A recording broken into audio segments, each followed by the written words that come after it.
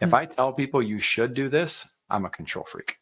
There's a lot of soft, manipulative, but absolute words or coercive words that we use, and we assume that, well, we're still good people. Everybody's a good person in some way or fashion, but it doesn't necessarily make us great as leaders when it comes to guiding teams to work well together. And the devil's in the details, but so is the divine, and so are the dividends. We have to pay attention to the details.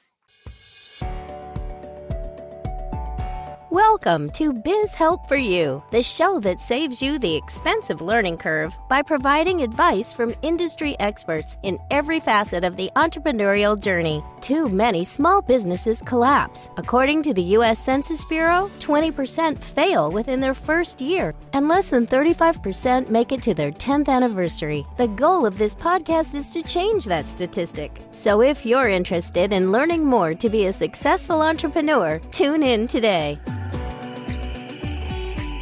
Let me tell you a little bit about my guest today. Jackson Calame is a business leader who teaches entrepreneurs how to unlock sustainable growth and expand their legacy by transforming into a power brand in their market. He focuses on helping businesses avoid the common pitfalls that lead to failure, emphasizing the importance of leadership and strategic growth. Having launched and scaled several startups in the B2B and SaaS sectors, Jackson has firsthand experience in managing growth effectively.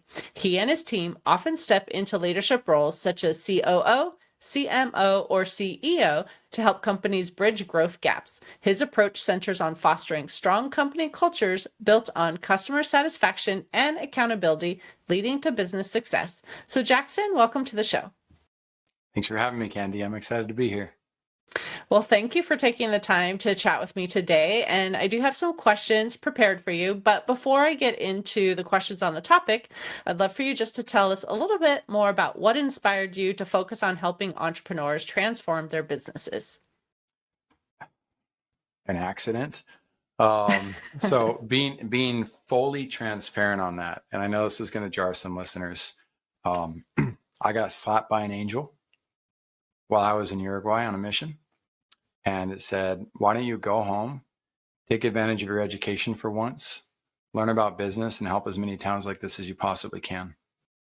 And considering I had a 0.33 GPA prior to that, I was an awful student. I did not understand the value of proper education. It was a really weird prompting to it. I didn't even know how to spell entrepreneur. So. Well, I think it's always interesting to hear how people get started because a lot of us were kind of that accidental entrepreneur. I call myself that too. I never intended to be a business owner, where some know from the time they're young, like, this is what I want to do. So I always love to hear the stories of how people even got to where they are. But you obviously have experience in like the team building and understanding what a successful team is versus one that's not, as functional. And so I'm looking forward to the conversation. I'm sure the listeners will find this intriguing as well, because we want to have high-performing teams. So I would love for you first to even talk about how can we as entrepreneurs build the high-performing teams, and what sets these teams apart from those who are dysfunctional? I love your question. I can't even emphasize enough. Just that question is not asked in the business world enough. And it starts with our ability to recruit, which starts with our ability to care about people. I see so many small entrepreneurs, small businesses, and even some of the large ones, a lot of the large ones too, going to people like, here's LeBron James on the poster right behind me. And LeBron James, I'm jealous, right? I was supposed to break his scoring records. It was supposed to be the opposite direction, but I became an entrepreneur, right? That was my call instead. So basketball was everything for me. And the reason why it's so important though, in the business world of sports, they're so good at recruiting. They know how to treat the best of the best. They know how to wine and dine. They know how to attract people. They know that if they can't give the max salary because they already gave it to so-and-so, how to win that person over, how to help them catch the vision and see why they mean so much. Yet I see so many entrepreneurs going up to people like LeBron James and they say, well, one, they ignore them. They don't even want to talk to them. They're just scared. They're terrified of talking to people like LeBron James. So that's one. You can't be scared of greatness and have greatness around you. Two, You can't walk up to somebody who's great and say, you know what, LeBron, we'd really like you to play for us, but what's the least amount we can pay you? I mean, how much is it that we're supposed to pay you? That synonym, like they're synonymous, right? We go up and say, well, we want you to come in and we want you to be a chief marketing officer or a chief executive officer, but we want you to do it our way. Just shut up and dribble, man. Just come in and do what we say to be done. Like, we have to get out of our own way as leaders and respect other human beings to come in and do what they're great at. And it starts with learning how to recruit and create supply and demand, not about lead gen. The great people. We got to attract the great people to come to us in the world. And that's what I see missing in almost every company that's out there, which is why 96% lose. Thoughts? Oh, go ahead. I want your thoughts. I mean, I'm curious. What do you think about that? Well, I was you gonna say, I said had it right. so many things happen in my brain as you were talking about that, how to recruit and, how do you talk to someone who, is one of those people you really look up to. And so I think the first thing maybe I could ask you then is on the recruiting side, like a lot of people still don't even know how to do this effectively, right? We start a business, we're not sure how to even reach out, put out the word we're looking, how to properly, interview to find that ideal candidate. So do you have any tips maybe even just on that recruiting process first? And then I have another question following. Huge. And it's like the Picasso question. The lady sees Picasso paint the picture in 2 minutes, or 20 minutes and says, how much is $10,000? You say, what? It took you 20 minutes. No, ma'am, it took me 20 years to be able to do this in 20 minutes. Right. So the same is true with recruiting. You're not going to get it. You've got to work with experts related to this. You need team members to come in. So if you're not going to turn to Michael Gerber of the E-Myth, and you're not going to turn to Gino Wickman of EOS, which they have a watered down version of the E-Myth. I'm sorry to say it. It is. It's good. It's not great. Great is the E-Myth side.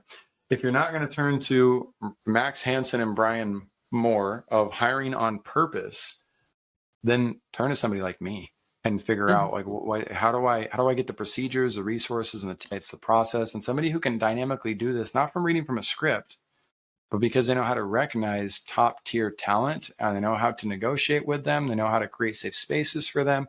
There's so much emotional intelligence involved in the process of being able to attract great people to work with you, that if you feel like you're going to write those notes and conquer those problems all by yourself, the very first thing to do is fire your ego.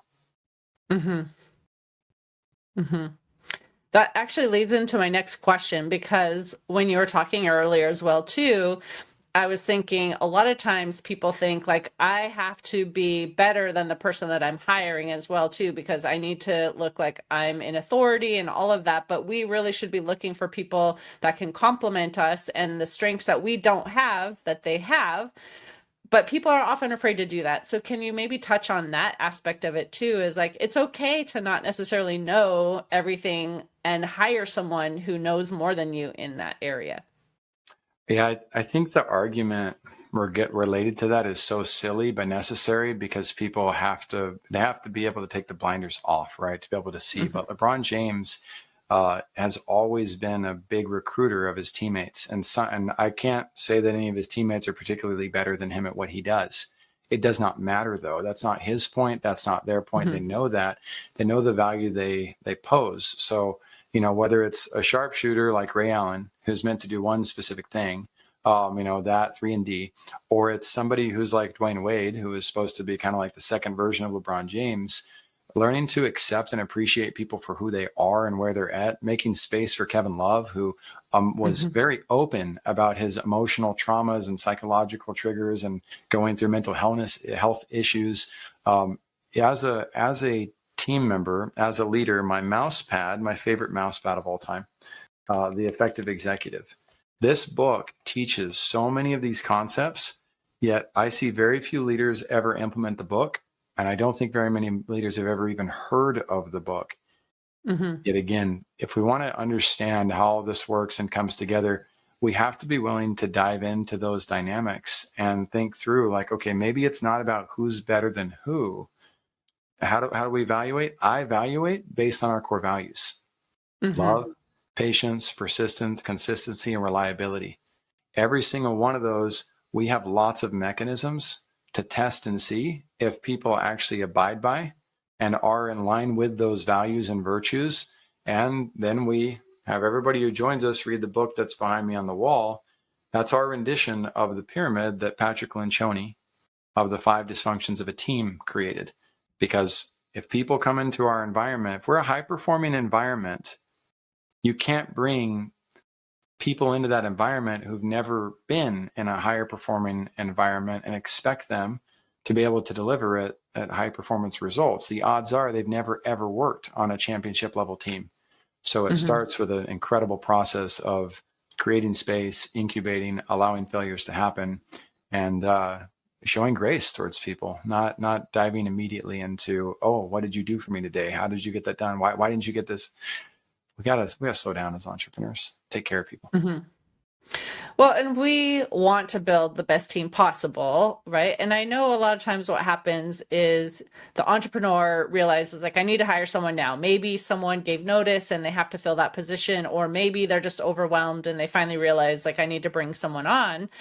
And they're looking, and that process takes time, and they aren't finding the ideal person. And so finally it becomes, well, I need someone, right?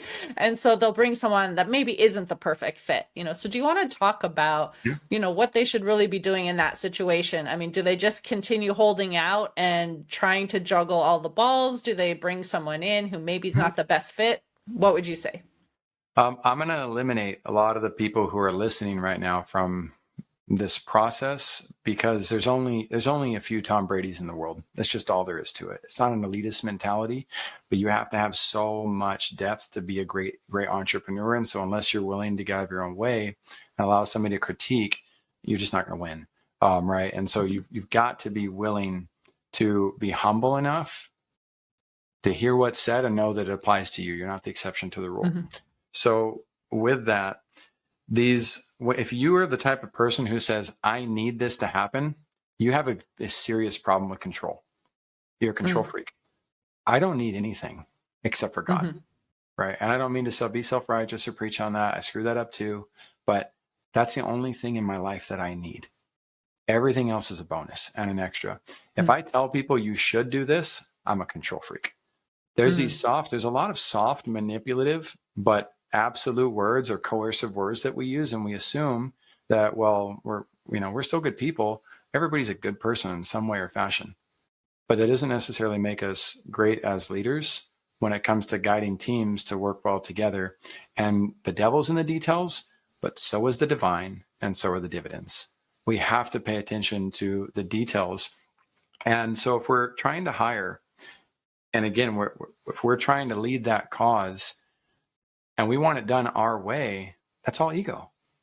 So we have to be able to step back. And if you're thinking, well, who do I trust? You got trust issues too. You got to figure out, well, how do you figure out how to get yourself to trust? Because people can't change that within you. So I'll end on a story. We fired a prospect last week. We disqualified the prospect. We went through a long process, an arduous process, and they seem like they have their act together. They seem like they have a great business. And in many respects, they do. But this business leader expressed in one of the calls that when it was very intense. You could see that they've been hurt many times by other marketers. Victim mentality, right? Big red alert. Nobody has hurt you. You are an adult who makes your own decisions, and you made decisions that weren't wise because you didn't have the knowledge you didn't have about marketing, but you keep saying you don't want to learn about it. So at what point are you going to stop blaming others for you not figuring your things out, right? I didn't say that to him, but they came up with the idea that this isn't worth doing. We all aren't worth working with unless we're talking $100,000 months plus. And our program's designed within 45 to 180 days to help people get to $20,000 a month plus. Yes, we've built contracts for $6 million within 90 days, but we knew far more about that entity, and they had a certain depth that we could create forecasts that were of a different magnitude. So the next conversation I have with this individual, they came back, and it was actually through Loom, because they like to cut corners and not do the things that are appropriate for recruiting and onboarding a growth team and an executive. And they said, look, I need to understand and fix my lead generation problem. We have a lead generation problem. Our artery is severed, and I get all this fluffy stuff that y'all want to do along the way. But if you don't fix the artery problem, we can't focus on anything else. And so now I'm going, wait a second. Last week, you wanted to run marathons at an Ironman level, making $100,000. And that was the focal point of our conversation. But now you're telling me you're having a quadruple bypass? Which is it? Which are you? Are you the get rich quicker who's trying to act like everything's a problem and move towards solving the lead generation reality? Or are you the more centered leader who wants to win big, but isn't going to be in a panic and fit on this? Like we can't work together with that type of polarizing reality taking shape. That's just really bad leadership. If my business is struggling, then one, I need to let somebody do what's necessary to do the heart surgery. And I probably need to go to sleep in the process. Get out of the way. You're not the surgeon. You're the business owner. You go be the visionary who tells people about things. But you can't simultaneously ask somebody to prepare you to be this monstrous warrior who's running Ironmans and save your life at the same time. We have to have a reality check as business owners. And if we're not willing to be vulnerable, we're not willing to be authentic about where we're at, then we're going to end up with a disarray of processes and resources that kind of look and feel like the essence of success. But at the end of the day, the bank account's not going to reflect it. And if you're the type of business owner who's going to point fingers and blame everybody else for your lack of leadership, then you're also not the person that I would ever want to work with. Mm-hmm. Well, I guess my question was, though, how do they figure out, because everyone is working so much, right? Or often they are, and they're in this position where they are trying to fill that position with someone, but it's either, I haven't found the right person. Should I just hire the one who maybe isn't the exact ideal fit? Or do I just continue doing what I think I need to be doing and waiting for that person to come along until I could bring them in and they, fit with our team better? Like, how do they make that decision?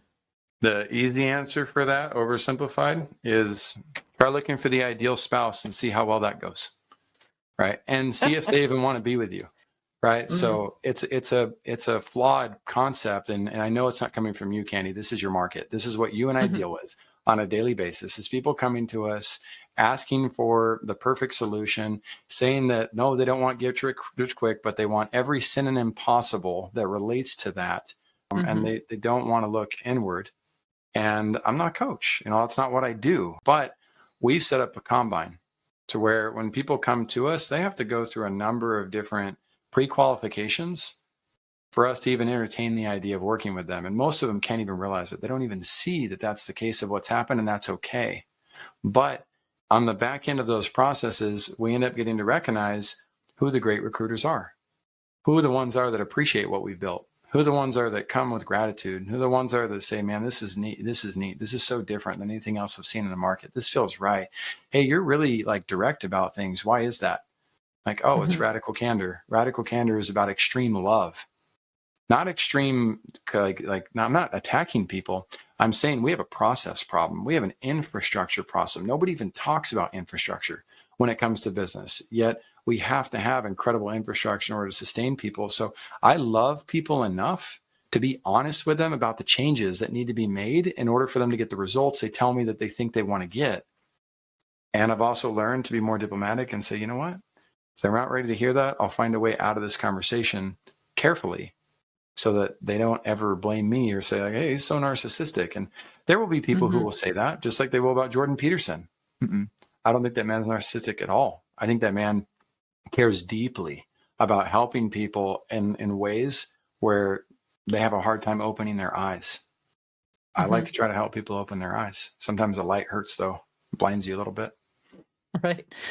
Well, I'd love to hear then, in your view too, how do we as executives running companies, or maybe it's even, someone who is about to just hire their first, employee even, how do we effectively build a strong company culture that's going to make them feel, important and, not just a staff person who's doing a task, but really part of a team?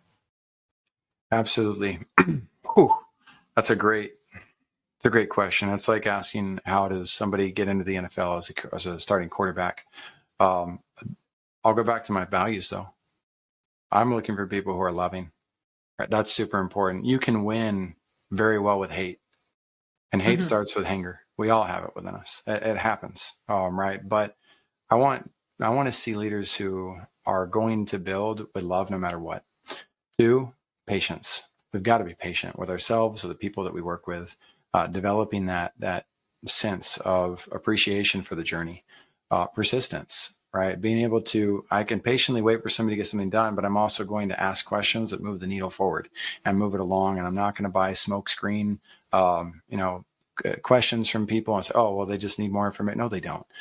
They needed something specific, and I didn't know how to ask, but I need to learn how to ask. Then there's the consistency side, right? Are we willing to follow up with people? Are we willing to show up every day and be there to open the door to the bank, right? You're not going to get the job at the bank if they don't see that you're consistent in what you're doing. And then there's a reliability factor, right? And that's the harder one to evaluate, because that's not only a reflection of all the ones I just talked about, but with reliability, we're now talking about, how do I find the people who aren't just able to do all of those things, but they're able to do it and drive results? And how do I recognize the process of results in a world that is super addicted to instant conversions and direct attributions? And the sad reality of that is that's only true for those who are losing. Those who are winning, the bigger brands out there that are multi-billion-dollar companies and that make that mark, they understand that business is as complex as the human body. It's as simple too. My daughter can draw the human body, and she's almost 4. But I could study the human body for 40 years as a scientist or as a doctor and still have so much more to learn. Business is the same way. There's so much to learn. So I think we have to learn to, it's not who you know, it's what, it's not what you know, it's who you know, right? So find the people who you trust to help you with this process. Be willing to attract them and inspire them to want to work with you. And you're going to have to pay for that. You got to come up with somehow, how are you going to compensate these individuals to come in and help you with it, knowing they're not perfect and they don't see the world the way you do. That's why they've been able to achieve what they've been able to achieve. And, let grace play out. Go for it. Make it happen. Yeah, and obviously you're talking about some of those core values that are important, and, each business may have some slightly different ones, but obviously the way that we're treating people is one of the most important things, but I know there's other things that we could do as leaders that are mistakes, that we make that aren't necessarily even related to that aspect of it. It's just being a leader and we're not sure what we should be doing and we make those mistakes. So can you touch on maybe some of the most common mistakes that you have seen happening that can cause, issues with the team, or, even causing business failures in the long run? I think the biggest one is assumptions, ego. It's just another word for it. So for instance, somebody might have heard what I said and heard that that's their formula. I didn't say that. That was my formula, right? Those are my values. So Hot Topic, the grunge store, or whatever it's called, all dark and goth and black, like cool. Like that's their stuff. I would never fit in there. Right. They wouldn't want to hire me. Their core values work for them. It's obviously created something expansive. So I love what you said. Yeah, you got to define your core values. But the way that we build things, the way that I've found the most success is, one, it starts with a clear vision. Vision is first. So I'll rattle it fast for you guys because there are 8 points, and then we'll cover 1 or 2 or 3. Vision, culture, leadership, marketing, fulfillment, operations, sales, and support. And it's a specific order. These are layers of foundations that, if missed, will certainly inhibit a company from being able to scale and grow at scale. You may not have any desire to scale. You may want to be a small business, right? And that's totally fine. But if your small business limits the capacity of your team members to grow, you're going to have team members who abandon the cause because they're not making room for them. If what matters to you is the scholarship for your children, is the second house that you want, is the lake that you want to be spending more time at, well, what can we market? All you talked about was what you want. So I try to inspire entrepreneurs to remember to begin with the vision in mind, but not to be obsessed with it, because when I get to that hilltop over there, I have a brand new vision of what's possible.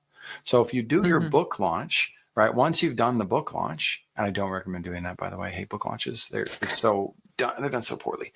But then you have a new vision of like where you want to go from there. So if you're working with a great team, and you're working with a team that's supposed to get certain results, once you get those results, your vision will probably expand. So how do you meditate through that process as a leader and begin to recognize that it's okay to have visions that others can't see, and cultivate those and bring them to fruition over time, and not feel like you have to defend yourself? Well, the greatest example in our generation, in my opinion, of that is Elon Musk. He sold 180,000 cars from stage for $1,000 each that those investors wouldn't get for maybe 2 to 3 years. Nobody even knew. Yet if you and I went into a car dealership and they tried to do the same thing, we'd lawyer up. We'd call the police. What are you doing? Why would I pay for a car that I'm not going to get for 2 to 3 years? That man's ability to articulate a vision led him to successes that only he himself has ever achieved. Nobody else has achieved something like that. And in addition, had he not been a fulfillment expert and gotten a fulfillment expertise of team, he'd be in prison right now. Not Albert Einstein, not compared to all the other greats. You got to fulfill. I mean, there's so much. I mean, you gave a long list of things that you need to be doing too. I mean, do you want to touch on any of those other aspects of, the leadership? 5 and 8, right? Okay. There's the values of 5, and there's the 8 of those pillars that we look at. So after the visionary start, if you've got a growth expert who does not ask you in depth about your vision, they don't care about your ideal home life in 3 months, 6 months, 12 months. They don't care about your ideal business life and what they look. They don't ask you how you work and operate on a day-to-day basis. Run. That eliminates 99.9% of agencies out there. They don't care. They want to project their vision on you. You get to be the victim in that scenario. Don't be the victim. Otherwise, you're going to lose. Right? So you've got to establish a very clear vision for what you want. Culture. The culture aspect. What's your vision statement? What's your mission statement? What are your core values? How do I know if I align with you if you don't have those? And if I can't see that you're actually living by them, then you're not going to convince me to believe you just because they're on a piece of paper. You actually have to live and abide by those. And do you have the legal agreements in place for your business? If you don't, everything from a severance agreement, right, to your credit card authorization forms, your non-disclosure agreements, things of that nature. If you don't have those things in place, well, I'm super grateful when I went and worked for Sonic to flip burgers. Right, I had to go through learning about that stuff. Right, I had 8 hours of training just to flip a burger. You're talking about growth of a business is probably far more important than that, and yet you don't have an infrastructure built out, and then you want to hide from it. Like, hold on, like you and I'm again, hide from all the other growth professionals who don't care. I care. Those are part of our onboarding evaluation process, in addition to procedures manuals, job descriptions, compensation plans. Then after culture, we get into leadership. Who leads meetings? Who makes the decision of which meetings are important? And if that doesn't align with the job description, then why are you making the decisions for what marketing meetings you need on a weekly basis and which ones you don't? You've never worked in marketing. That doesn't make any sense. All of these uncomfortable realities, I get it. Yes, I am an auditor as a marketer. We are the least, somebody who runs marketing, we are the least liked individuals in the space of marketing because it's far cooler to put on a pair of sunglasses, stand by a plane you don't own, and explore all the vanity metrics and the conversion tactics that you can in order to drive people who want simple, easy, and cheap to pay you a tiny bit of money and make you look amazing. Yeah, don't go there. That's not okay to me. That's killing our country. We need somebody who's going to step up and do the things to take the 96% of people who are failing, who are going down the same cliff, off the same cliff everybody else is, and the 4% who are surviving.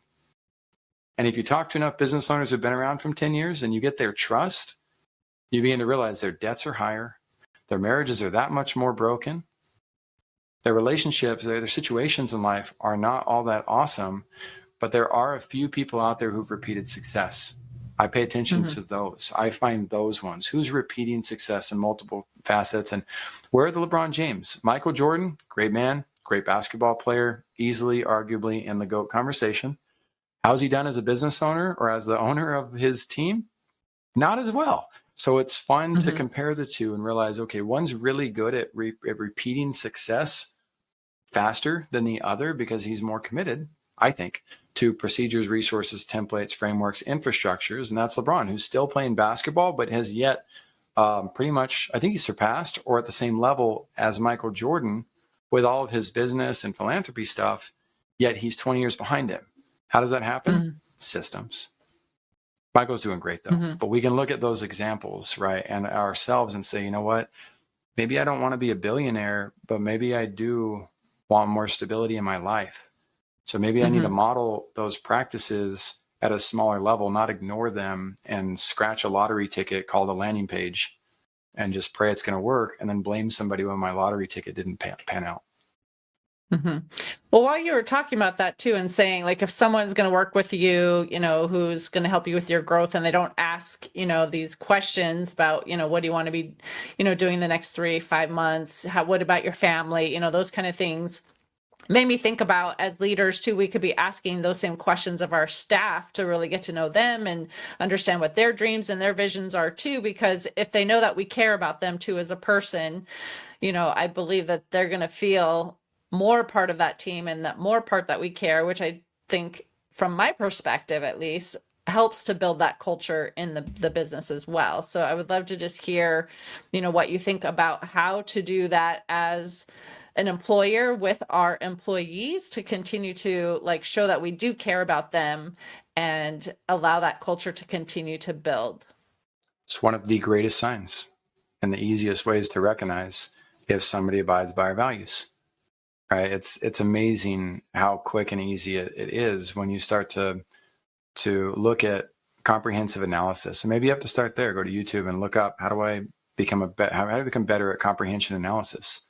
Right? That's a good start for somebody who's starting out basics. But I know that if somebody's taking interest in me, that it's and I can they keep that check. If I ask them, if they ask me, hey, tell me about your family, I'm like, well, I'm a single father of 4. How about you? And they're like, oh, well, I have this and that. You should see how we go on the boats and, where we go with this and blah, blah, blah. And like, and they just forget completely. I know that they understand the tactic of having asked me about my family, but I also know they really don't have that sincere, deep of an interest in who I am, what I do, how things are.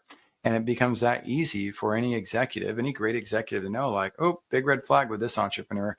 Hope they have a lot of money to be able to pay me because we're going to have to get coaches in here to talk to them about them doing this to all the other employees they already have.